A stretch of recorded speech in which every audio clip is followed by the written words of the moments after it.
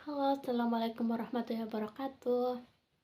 Nah, di channel baruku ini aku mau sedikit menjelaskan atau memberi pengalaman aja, sebuah pengertian sebuah organisasi. Nah, karena aku pernah mengikuti sebuah organisasi, jadi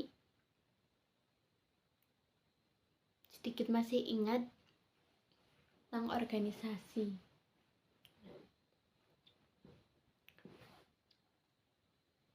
Apa itu organisasi? Organisasi itu merupakan wadah dan struktur serta proses kegiatan sekelompok orang yang bekerja sama atas dasar hubungan nasional. Merupakan sebuah formal menurut tatanan hierarki untuk mencapai tujuan yang ditentukan.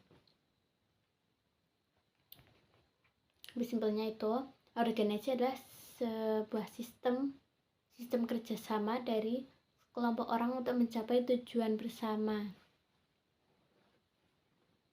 Sebagai contoh, organisasi itu organisasi kemasyarakatan, organisasi di sekolah, termasuk OSIS, banyak ya.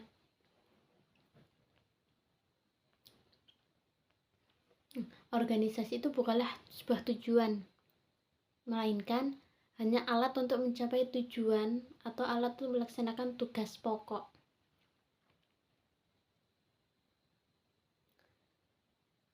Kenapa organisasi lalu terdapat atau dirangkai dengan hierarki? Nah, itu bahwa dalam suatu organisasi terdapat apa yang dinamakan atasan sama bawahan. Untuk membentuk sebuah organisasi itu kan hanya harus mempunyai sebuah leadership atau pemimpin gitu ya, sebuah pemimpin dan mempunyai anggota, karena kalau ada pemimpin tanpa anggota itu sebuah organisasi tidak akan berjalan, begitu sebaliknya. Nah, dari situ ada salah satunya menjadi leader. Nah, organisasi itu mempunyai tujuan ya, karena tadi bukanlah tujuan sebuah alat, melainkan sebuah alat. Nah, dan dari sebuah organisasi itu kan sudah terbentuk sebuah organisasi terus membentuk sebuah organisasi yang ada anggota sama leadernya.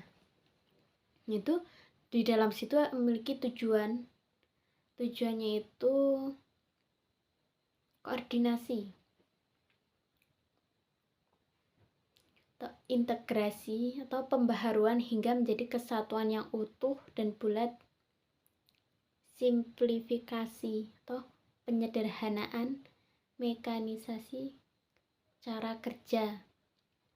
Nah, untuk disederhanakan dalam semisal sebuah organisasi itu kita mempunyai banyak pendapat, nah kita itu menyimpulkan dan menyederhanakan dari pendapat-pendapat tersebut. Terus mekanisasi atau cara kerja, sebuah organisasi itu mempunyai sebuah mempunyai sebuah sistem kerja atau prospek kerja. Nah, di dalam prospek kerja tersebut itu memiliki cara kerja masing-masing. Nah, misal kita ambil punya pekerjaan, kita ditugaskan sebagai humas. Nah,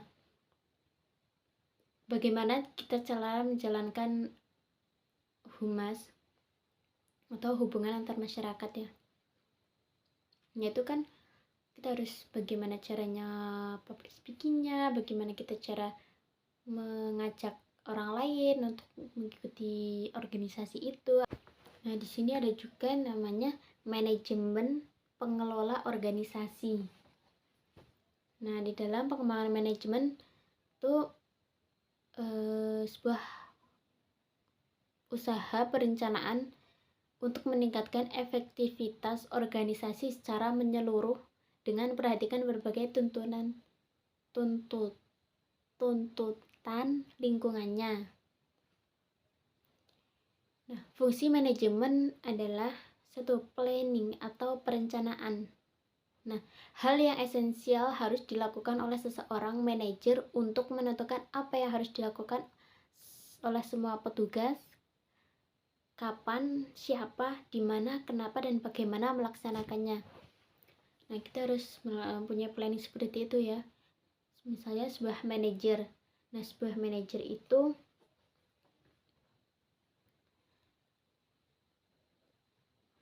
punya tugas tertentu. Nah, tugas tertentu itu kapan harus kita laksanakan. Nah, dengan siapa kita harus melakukan dan di mana tempat kita akan melaksanakan. Nah, kenapa dilaksanakan acara itu? Jadi, planning seperti itu. Terus yang kedua itu organizing atau pengorganisasian. Nah, itu sebuah pengelompokan kegiatan yang diperlukan untuk melaksanakan acara dalam unit-unit kegiatan dan menentukan hubungan antara eksekutif dan para pekerja atau petugas.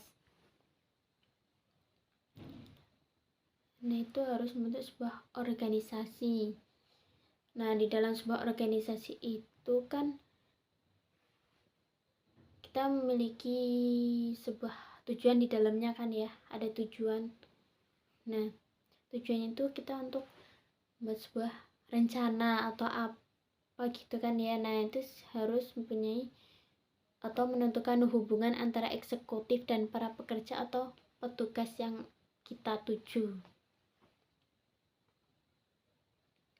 Nah, yang ketiga itu activating atau menggerakkan untuk bekerja.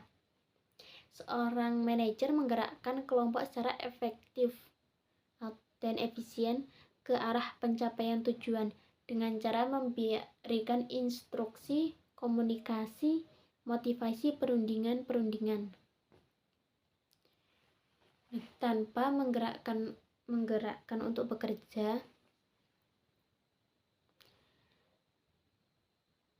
pasti tidak akan berjalan dengan efektif dan efisien. Nah, makanya bagi seorang manajer itu harus memberikan instruksi, arahan, komunikasi atau public speakingnya, dan motivasi untuk melaksanakan sebuah kegiatan tersebut supaya kelompok tersebut itu mempunyai semangat untuk menggerakkan atau menjalankan sebuah kelompok dan dijalankan secara efisien dan efektif. Yang keempat itu controlling atau pengendalian.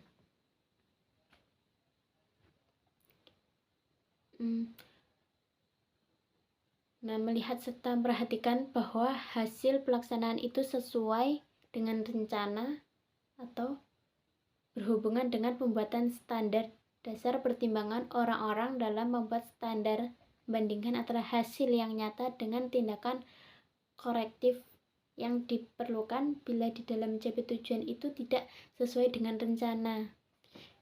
Nah, apabila dalam tujuan organisasi itu tidak terlaksana secara efisien, tidak terlaksana secara lancar, nah itu tuh mempunyai pengendalian.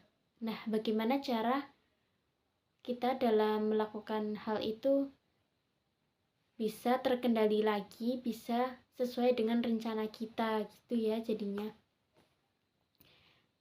Nah, seperti itu ya untuk pengetahuan tentang keorganisasian. Nah, sekian dari saya. Apabila banyak salahnya ya saya mohon maaf, tentunya banyak salahnya dan saya mohon maaf. Saya akhiri. Dadah, assalamualaikum warahmatullahi wabarakatuh. Jangan lupa like, comment, dan subscribe. Oke.